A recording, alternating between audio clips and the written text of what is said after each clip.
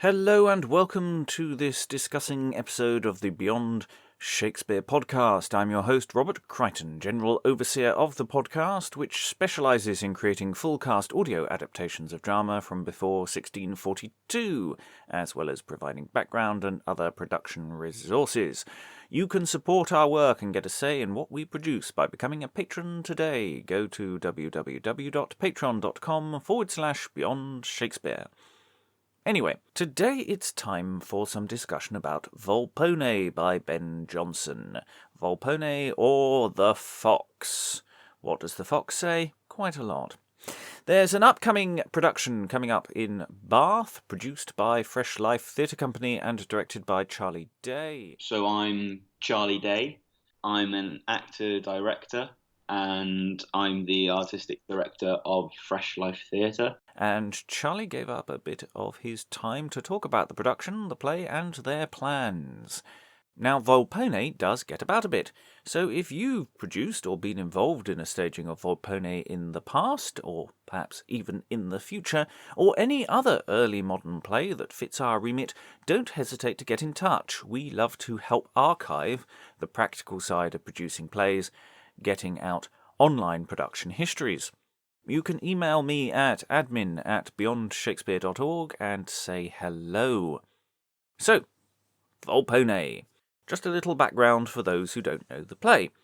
Written at the beginning of the 17th century by an itinerant murderer and bricklayer, Ben Jonson. House repairs, homicide and homilies in the shape of Tom Baker with a beard. Volpone is a dark comedy about Volpone and his servant Mosca, who are running a con. They pretend that Volpone is dying and will leave his fortune to whoever is nicest to him, and so around him flutter various hangers-on, who win their name on his will by giving him rich gifts, which he collects and gloats over generally. The story progresses in various different directions, with Volpone finally faking his own death, leading to a general unravelling of all the plots. It's dark, it's satirical, and it's on in Bath. But that's enough of me. Here's Charlie Day talking about Fresh Life's production of Volpone. This was, for the record, recorded in September 2019, if you are a future person thinking of going. So you're doing Volpone? Yeah, so this is I like to call it our mission statement show, in that it's the show we're doing to kind of, anyone who comes along can go, I know what they're about. I know what they want to do with classical theatre. Volpone is our first show. Chose Volpone because I love it. I think it's a great play. And I think Ben Jonson is such a cool writer. I think that his shows are often much more visceral.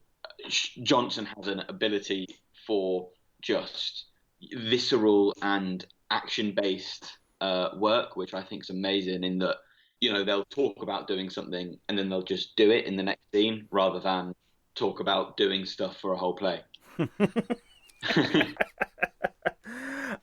You talk about this as a mission statement, so your intention is to do more classical work or early drama of certain descriptions.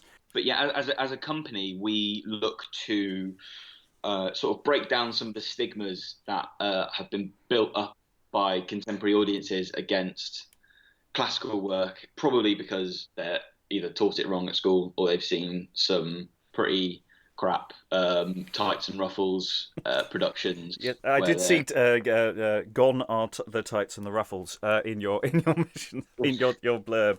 I liked very much. Good. Yeah, I found it really alienating when I would watch it, and they're all dressed up, all poncy, and walking about, not really doing much acting. Most of it is just talking with the voice, and it was just very frustrating to me. And so we're looking to kind of go against that, and our ethos really is to go, okay, let's look at the language, let's look at what's said in the text, and just turn that up to 11, because the characters are mental. They're insane, especially in Volpone. They're bizarre characters. It's just weird. That's so weird. So you just take whatever's already in the text and then crank it up so that you can let it breathe, let the insanity of it out, as is our our ethos really, and that's what hopefully people will see with Volpone. So yes, well, you mentioned language in passing, so let's sort of dive into that because Jonson is quite, shall we say, dense. Is that a fair assessment? Yeah, A lot of productions, you read the uh, reviews and that sense of this wall of words coming at people. How are you dealing with the text? Are you making substantial cuts, changes, alterations? Or are you just trying to find ways of making that text come alive? Do you have an approach, or are you finding a way? I've cut a lot of the text. We've refined it down to an hour play.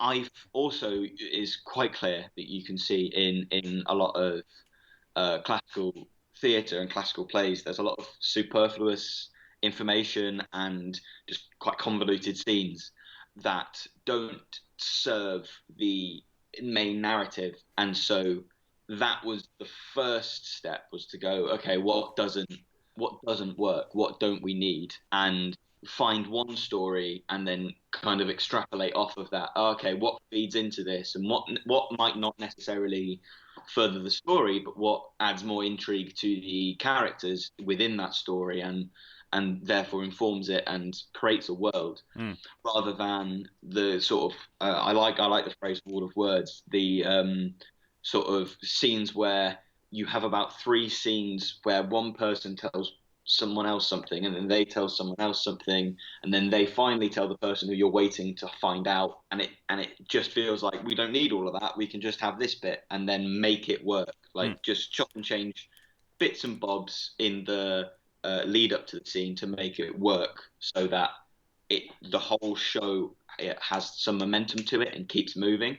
So that was our starting point, and then as far as bringing the text to life, really keeping to the tradition of the audience member being a character. Mm. And we found it was incredibly helpful to just talk to the audience, because we had a big influence by Brecht, our style as a company, really, and especially this notion that no one goes to a piece of theatre and believes they are, if you're watching, you don't fully immerse inside of that. Mm. So why attempt it? Just let them know that obviously they're in a theatre, obviously they're watching a play, and then that makes it more affecting when something happens, because you Mm. don't have to make too much of a leap. And so that was our idea of, oh, let's just talk to the audience. We go up, we talk to them, we shake their hands, and that creates this kind of feeling as if you're part of the world, and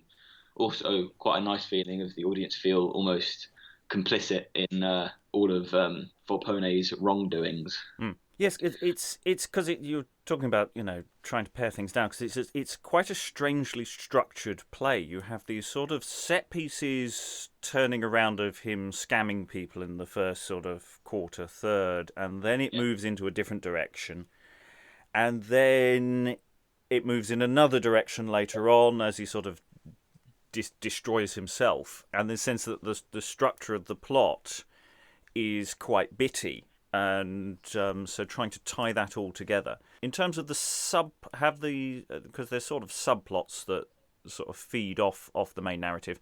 How much of that remains, as it were? I think so. So, for example, Lady Politic would be and Sir Politic would be. Mm. They're gone. I didn't think they were particularly interesting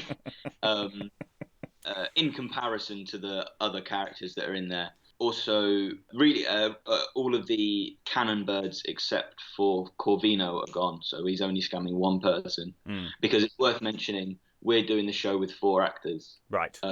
Four brilliant actors who all multi-role and bring different things to each role. And so, whenever I say that, Corvino's the only one remaining, that actor is also playing someone else. Yeah. He's also playing one of the weird bastard children that he's got. Mm. The main story, though, that we focused on was the relationship between Volpone and Mosca. Yes.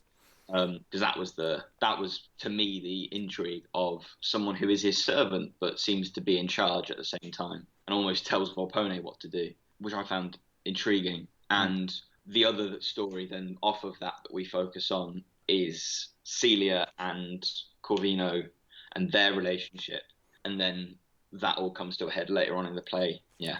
So the company, you say 4 actors. So what's the competition? Who are your 4 actors? So playing Volpone is an actor called Jacob Monty, or Jacob Montgomery, I should say.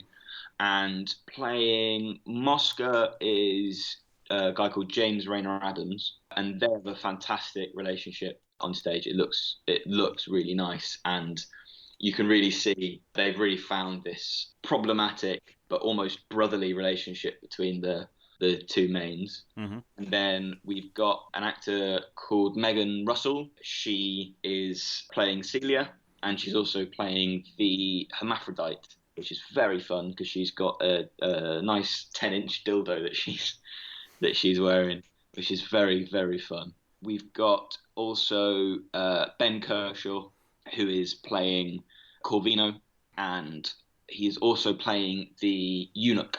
And again, great relationship between them as well. It's nice to have a good base of actors, and we're obviously always looking for new actors who are interested. But it's really nice to have a core group of actors who really get it, really get classical text. Mm. So how far into rehearsals are you, and how far do we have to go before performance? So we have performed this show before. We performed it right at the beginning of the summer in a festival called Sparkfest, which was part of Bath Festival, which is Sparkfest is put on by Bath University, and we performed in that. Used that as a kind of preview, I guess, to see what people thought, get some feedback, and build on it. And then we restart rehearsals in a couple of weeks, ready for the show on the 24th of October. And I see you have a Kickstarter campaign out there. Yeah. Give us a little pitch on that. So, as a new baby theatre company, we have no reputation, and finding funding without a reputation is a nightmare because no one knows you, no one trusts you. So we've set up this Kickstarter in an attempt to get some funding. The Kickstarter covers pretty much all of the costs. It's for £650. If you just go onto Kickstarter and type in Volpone, Volpone, it will be there.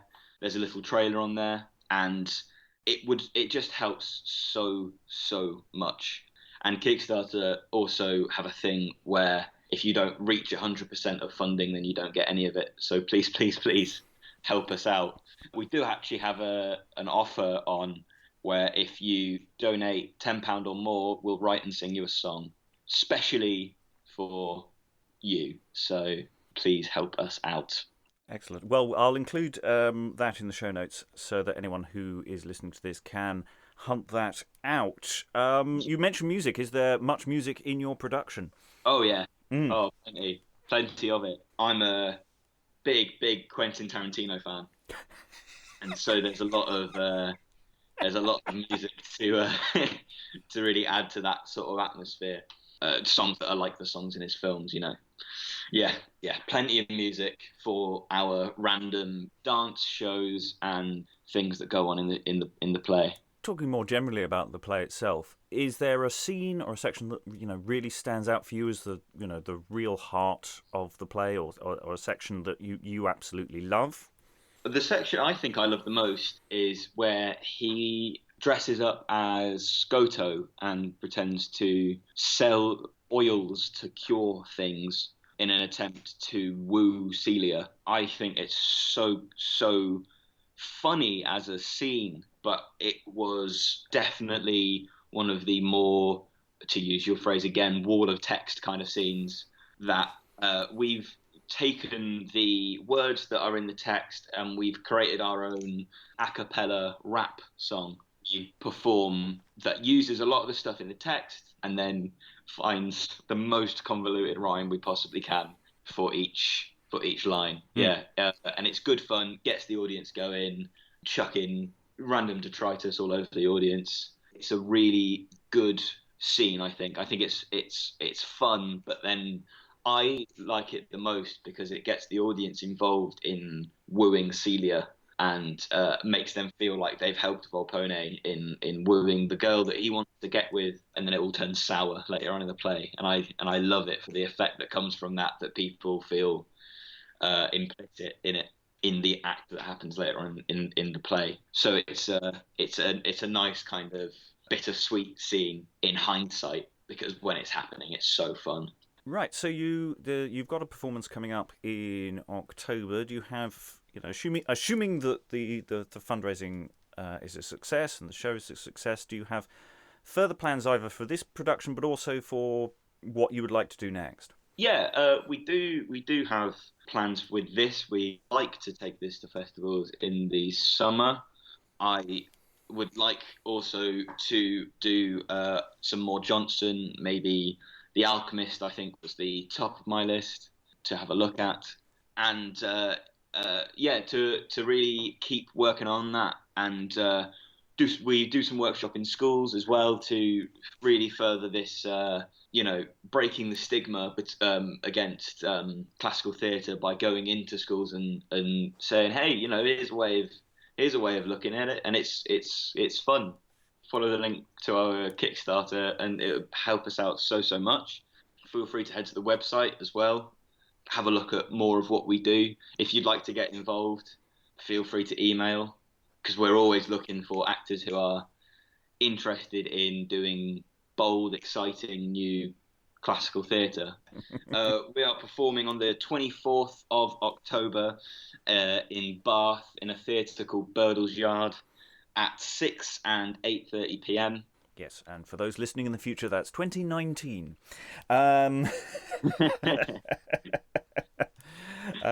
Because future people might be listening back and going, oh, I'll try and book that, and then we have annoyed theatres. When's Volpone on? That was last year. And I'd like to thank Charlie Day for joining me on this episode. Go out and book tickets if you can. Pledge on Kickstarter. Tell us about the show at Beyond Shakes on Twitter, or email admin@beyondshakespeare.org online. And you can listen to the prologue to Volpone on the podcast. Link is in the show notes, as well as links to all of the above stated. But till next time, I've been your host, Robert Crichton, and you've been listening to the Beyond Shakespeare podcast, discussing Volpone.